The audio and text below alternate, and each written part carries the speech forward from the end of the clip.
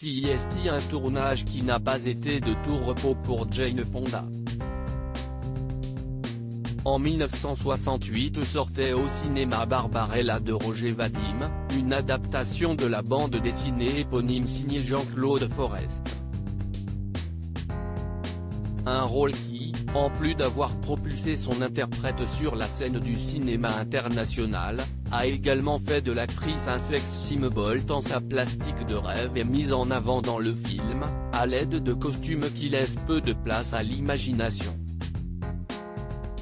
Mais aussi une scène de nu, pour laquelle Jane Fonda s'était préparée en buvant de la vodka pour se détendre, elle qui était alors très pudique et avait peur de tourner ainsi. On a tourné la scène au tout début du tournage mais il s'est passé quelque chose et il a fallu refaire la scène le lendemain, alors je suis arrivée, j'avais peur et en plus j'avais la gueule de bois, a-t-elle raconté sur le plateau de cet avou où elle a été reçue via Zoom lundi 3 mai, s'appliquant notamment à dire gueule de bois en français. Mais malgré cet état des plus déplaisants, la comédienne a confié s'être de nouveau saoulée pour tourner cette fameuse scène. Donc au début du film, vous voyez Jane Fonda, saoulée avec la gueule de bois, a-t-elle plaisanté. Jane Fonda est devenue militante grâce à Simone Signoret, un rôle très sexy pour Jane Fonda, qui partageait alors la vie de Roger Vadim, avec qui elle est restée mariée jusqu'en 1972.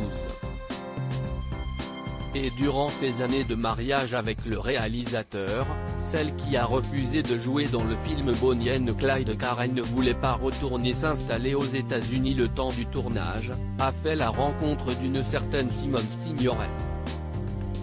CIST de par cette rencontre que la comédienne américaine se forgera une âme de militante, notamment contre la guerre du Vietnam.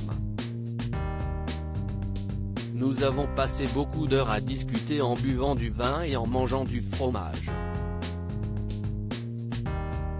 Elle m'a aidé à comprendre ce qu'il se passait au Vietnam et pourquoi cette guerre n'avait pas lieu d'être, a-t-elle expliqué dans cet avou.